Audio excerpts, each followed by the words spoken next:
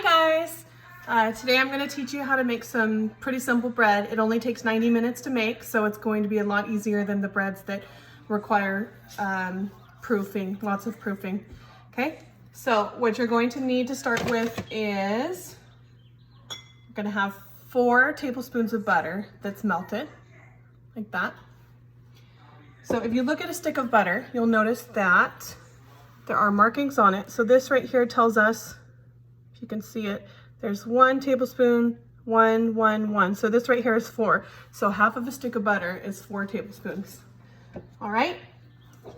You're going to get some warm water. It should be about 105 degrees because that's the temperature that yeast likes. You can go up to 110.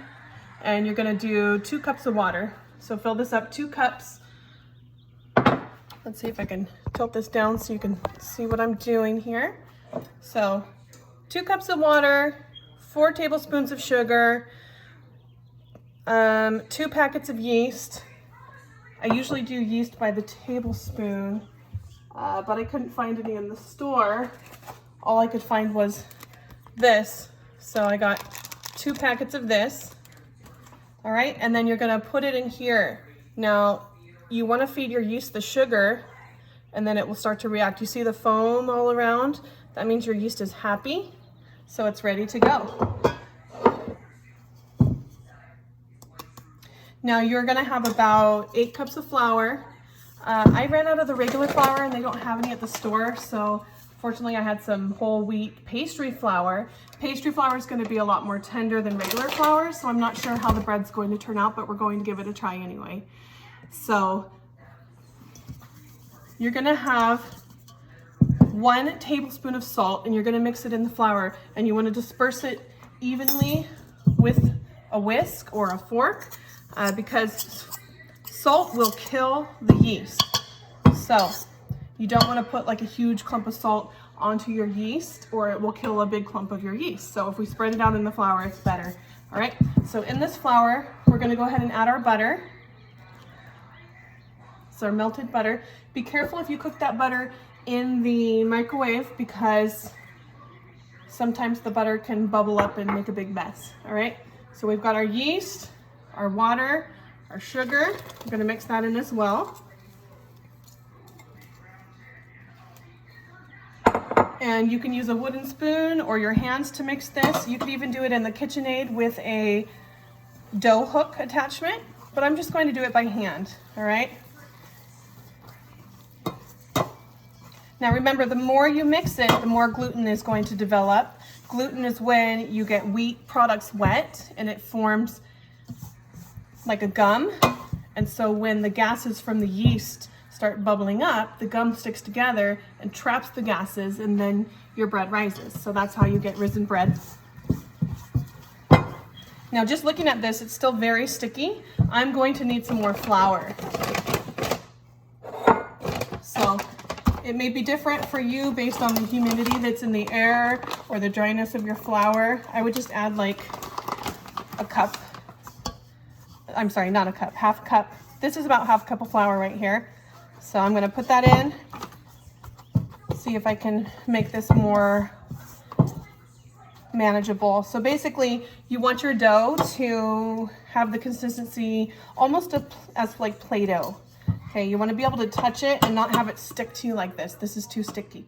So still, I'm going to add a little bit more flour. Just a little bit. You can always add more, so don't add too much at a time. Okay, I've got my flour here. So I'm going to knead it in.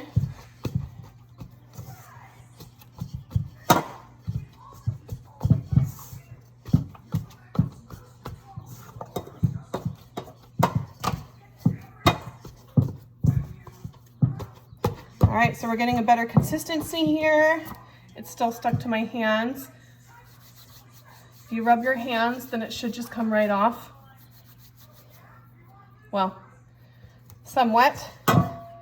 And just remember, if you get a bunch of flour on the counter, you don't really want to clean that up with a wet rag. It's better to just scrape it into the trash because once you get it wet, it's going to be gummy.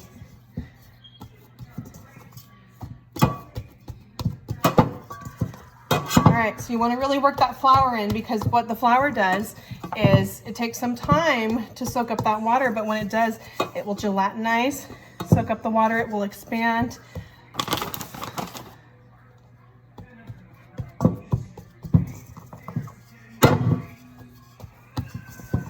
So I'm just sprinkling a little bit more, just working on this dough in the bowl.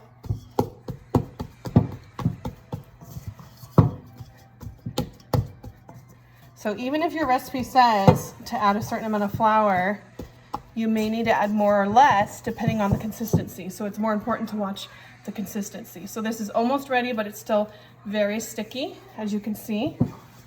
So I'm going to keep adding some more flour so that I can work with it with my hands without making a big sticky mess.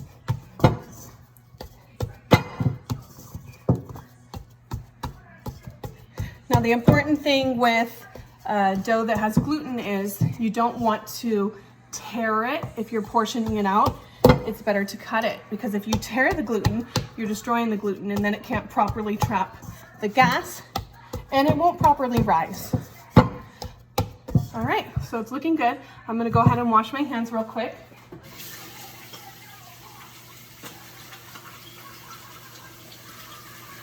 Get all that excess doughy flour out of my fingers.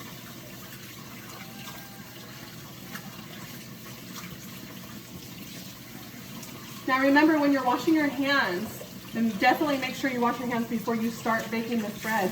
You want to wash your hands for at least 20 seconds. You can sing the birthday song twice and that should do it. And you want to make sure to wash not just your hands, but underneath your fingernails and your forearms as well. Okay, so now what you're going to do is get some kind of rag, get it wet, wring it out really good, and then lay it over the dough so that it can rise. Now I have some other dough that I was already working on, so I'm going to sprinkle the counter here and put the dough down and start shaping it.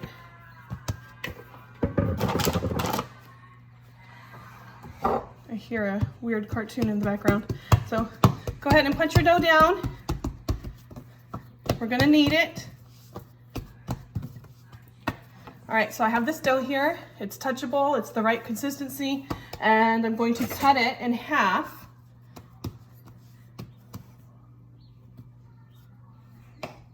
I'm just going to eyeball it. Okay, so this will be a loaf, and this will be a loaf. So here's a loaf pan.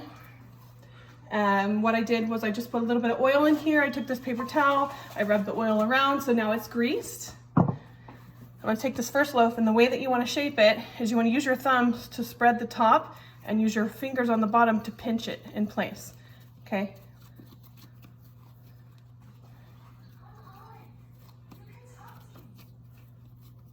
You can even roll it a little bit, but you don't want to pull it and stretch it, okay? Because you don't want to interfere with the gluten. So here's one loaf right here. I can go ahead and let that rise again. Okay, I have another pan. This one is a metal pan. I'm gonna put a little bit of oil in there. So just a small amount because I don't have any spray oil. There's a little bit of rusting on the sides of this. Okay, so I got my oil in there. Now I'm going to shape this loaf.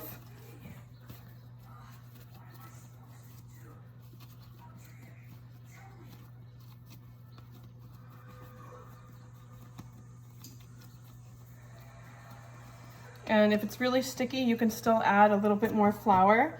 That's why I floured the counter, and I did sanitize the counter. All right, so now we're gonna put this in here. We're gonna let it rise. I got my 2 loaves. They should double in size. Then what we're going to do, after letting it rise for about 30 minutes, then we're gonna go ahead and put it in the oven for 30 more minutes. The oven is at 375 degrees Fahrenheit. So I'm gonna go ahead and post this video so you can get started with your bread making. And then as soon as the bread is done baking, I'll pull it out and we can review it together. All right, good luck. Don't forget to wash your hands.